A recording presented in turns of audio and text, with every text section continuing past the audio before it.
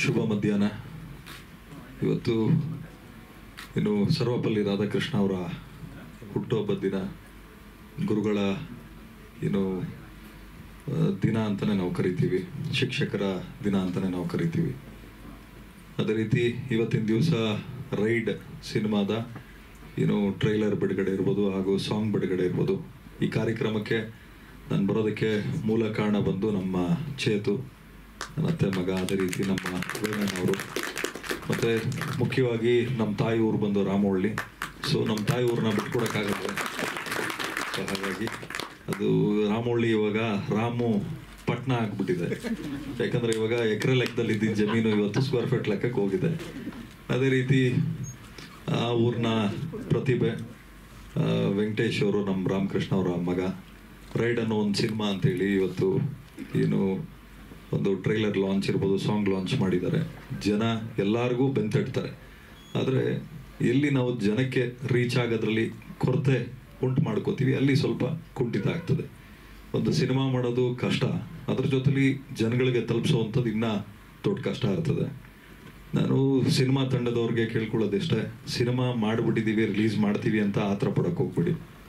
Promotion ಅನ್ನೋದು cinema ಏನು ಮಾಡಿರ್ತೀರ ಅದಕ್ಕಿಂತ 10ರಷ್ಟು ಕಷ್ಟ ಇರ್ತದೆ. ಏಕೆಂದರೆ ಯಾವುದೇ ಸಿನಿಮಾ ಮಾಡಿದ್ರು, ಸುಮಾರು 2015 ಸಿನಿಮಾ ಮಾಡಬೇಕು ಅಂತ ನಾನು ತೀರ್ಮಾನ ತೊಗೊಂಡು ಬ್ಯಾನರ್ ಲಾಂಚ್ ಮಾಡಿದಾಗ ಯಾವ ಸಿನಿಮಾ ನಿಂತೋಗಿತ್ತು ಆ ಸಿನಿಮಾನೇ ತೊಗೊಂಡು ಕೊನೆಗೆ ರಿಲೀಸ್ ಮಾಡಿ ಆ ಸಿನಿಮಾಯಿಂದನೇ ಒಳ್ಳೆ ಹೆಸರು ಬಂತು.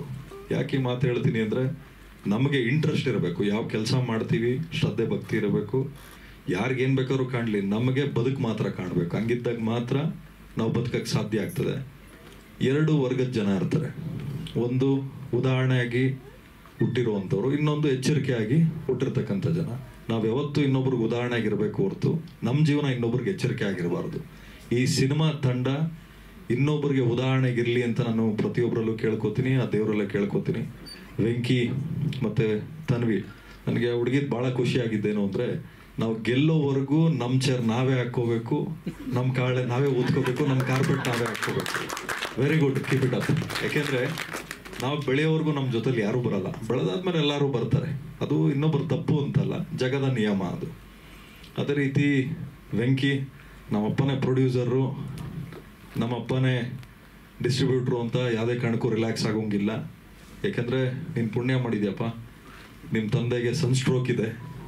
ಯಾಕೆ ಮಾತು ಹೇಳ್ತೀನಿ ಅಂದರೆ, ನಿಮ್ಮ ತಂದೆ ಆಸೆನೋ ಒಬ್ಬ ಒಳ್ಳೆ ಹೀರೋಗಿ ನಿಲ್ಲಬೇಕು ಅನ್ನೋದು. ನಿಮ್ಮ ತಂದೆ ಆಸೆ ನೆರವೇರಿಸೋದ್ರ ಜೊತೆಲಿ ಸಿನಿಮಾದ ಜವಾಬ್ದಾರಿನೂ ನಿನ್ನ ಮೇಲೆ ಇರ್ತದೆ. ರಿಲ್ಯಾಕ್ಸ್ ಆಗೋಂಗಿಲ್ಲ.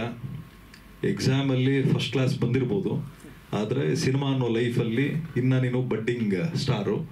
ತುಂಬ ರಿಲ್ಯಾಕ್ಸ್ ಆಗಿ ಇರೋದಲ್ಲದೆ ತುಂಬ ಜವಾಬ್ದಾರಿಯಿಂದ ನಡ್ಕೋಬೇಕಾಗ್ತದೆ. ಯಾಕೆ ಮಾತಾಡ್ತೀನಿ ಅಂದರೆ, ನಾನು ಅವಾಗಲೇ ಹೇಳಿದ್ನಲ್ಲ, ಉದಾಹರಣೆ ಆಗಕ್ಕೆ ಒಂದಷ್ಟು ಜನ ಹುಟ್ಟಿರ್ತಾರೆ, ಎಚ್ಚರಿಕೆ ಆಗಕ್ಕೆ ಒಂದಷ್ಟು ಜನ ಹುಟ್ಟಿರ್ತಾರೆ. ನೀನು ಉದಾಹರಣೆ ಆಗೋಕ್ಕೆ ಹುಟ್ಟಿದೆಯಾ ಅಂತ ಭಾವಿಸಿ ನೀನು ಎಚ್ಚರಿಕೆಯಿಂದ ಸಿನಿಮಾ ಪ್ರಮೋಷನ್ ಮಾಡಬೇಕಾಗ್ತದೆ.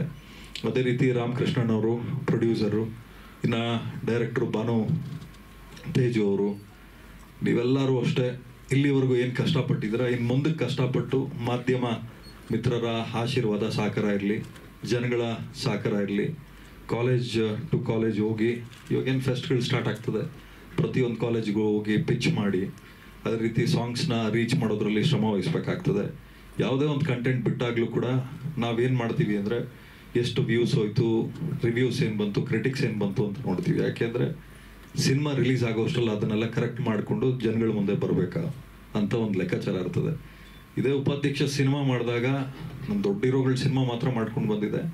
ಸುಮ್ಮನೆ ಹಿಂಗೇನೋ ಒಂದು ಮಾತು ಬಂದಾಗ ಅವಾಗ ನಾನು ತೀರ್ಮಾನ ತೊಗೊಂಡಿದ್ದೇನು ಅಂದರೆ, ಯಾಕೆ ಸ್ಟಾರ್ನ ಹುಟ್ಟಾಕೋಕ್ಕಾಗಲ್ಲ ಅಂಥೇಳಿ ನ್ಯಾಚುರಲ್ ಸ್ಟಾರ್ ಅಂತೇಳಿ ಚಿಕ್ಕಣ್ಣನ ಹೀರೋ ಮಾಡಿದ್ವಿ. ಏಕೆಂದರೆ ಚಿಕ್ಕಣ್ಣನಿಗೆ ಶ್ರದ್ಧೆ ಇತ್ತು. ಇದೇ ಒಂದು ರೇಣುಕಾಂಬ ಸ್ಟುಡಿಯೋ ಅಲ್ಲಿ ಫಸ್ಟ್ ಸಿನಿಮಾ ನೋಡಿದ್ವಿ, ಭಾಳ ಖುಷಿಯಾಯಿತು. ಸುಮಾರು 8 ರಿಂದ 9 ಸಲ ಸಿನಿಮಾ ನೋಡಿ ಕರೆಕ್ಷನ್ ಮಾಡಿ ಫೈನಲ್ ವರ್ಷನ್ ಬಂದಿತ್ತು. ಯಾಕೆ ಮಾತು ಹೇಳ್ತೀನಿ ಅಂದರೆ, ನೀವು ಸಿನಿಮಾ ತಂಡದವ್ರು ನೋಡಿದಾಗ ಎತ್ತವ್ರಿಗೆ ಹೆಗ್ಣ ಮುದ್ದು ಅಂದಂಗೆ, ಅದು ಬಿಟ್ಟು ಇನ್ನೊಂದು ವರ್ಗದ ಜನನ ಕರ್ಕೊಂಬಂದು ಕೂರಿಸಿ ನೀವು ಸಿನಿಮಾನ ತೋರಿಸಿ ರಿಲೀಸ್ ಮಾಡೋಕ್ಕೆ ಆತರ ಪಡಬೇಡಿ. ಆದಷ್ಟು ರಿಲ್ಯಾಕ್ಸ್ ಆಗಿ ಕೂತ್ಕೊಂಡು ಎಲ್ಲೆಲ್ಲಿ ಏನೇನು ಕರೆಕ್ಷನ್ ಮಾಡ್ಕೋಬೋದು ಮಾಡಿ. ಏಕೆಂದರೆ ಎಲ್ಲರೂ ಅಷ್ಟೇ ಸಿನಿಮಾ ಮಾಡೋದು ಗೆಲ್ಲಬೇಕು, ಜನಗಳ ಮನಸ್ಸು ಸಂಪಾದನೆ ಮಾಡಬೇಕು, ಅವ್ರು ಖುಷಿ ಪಡಬೇಕು ಅಂತೇಳಿ ಸಿನಿಮಾ ಮಾಡ್ತೀವಿ. ಕೆಲವೊಂದಷ್ಟು ಸಿನಿಮಾ ಮಾತ್ರ ಆ ರೀತಿ ಅಂದ್ಕೊಂಡಂಗೆ ರೀಚ್ ಆಗ್ತಾರೆ. ಇನ್ನು ಕೆಲವೊಬ್ರಿಗೆ ಪಾಪ ಕಾರಣಾಂತರಗಳಿಂದ ಆಗಲ್ಲ. ನಿಮ್ಮ ಸಿನಿಮಾನು ಕೂಡ ಜನಗಳಿಗೆ ರೀಚ್ ಆಗಿ ಜನಗಳ ಆಶೀರ್ವಾದ ಪಡಲಿಕ್ಕೆ ನೀವೇನು ಶ್ರಮ ವಹಿಸಲೇಬೇಕು. ಇಲ್ಲಿ ಕೆಟ್ಟ ಸಿನಿಮಾ ಒಳ್ಳೆ ಸಿನಿಮಾ ಅನ್ನೋದಿಲ್ಲ. ಸೊ ನಮ್ಮ ಪಾಯಿಂಟ್ ಆಫ್ ವ್ಯೂ ಅಲ್ಲಿ ಕೆಟ್ಟ ಕತೆ ಒಳ್ಳೆ ಕತೆ ಅನ್ನೋದು ಇಲ್ಲ. ಇಲ್ಲಿ ಒಳ್ಳೆ ನಿರ್ದೇಶಕ ಕೆಟ್ಟ ನಿರ್ದೇಶಕ ಅನ್ನೋದು ಮಾತ್ರ ಇರೋದು. ಏನು ಸಿನಿಮಾ ಜವಾಬ್ದಾರಿ ಇರ್ತದೆ, ನಿಮ್ಮ ಜವಾಬ್ದಾರಿ ಆಗಿರ್ತದೆ. ಸೊ ಇವತ್ತೇನು ನಾವೆಲ್ಲ ಬಂದಿದ್ದೀವಿ, ಈ ಸಿನಿಮಾಗೆ ಹಾರೈಸಿದ್ದೀವಿ. ಅದೇ ರೀತಿ ವೇದಿಕೆ ಮೇಲೆ ಸಾಕಷ್ಟು ಜನ ಗಣ್ಯರು ಕೂತಿದ್ದಾರೆ. ಅದೇ ರೀತಿ ನಮ್ಮ ಕೆರೆಬೇಟೆ ಹೀರೋ ಗೌರಿಶಂಕರ್ ಅವರು ಇದ್ದಾರೆ.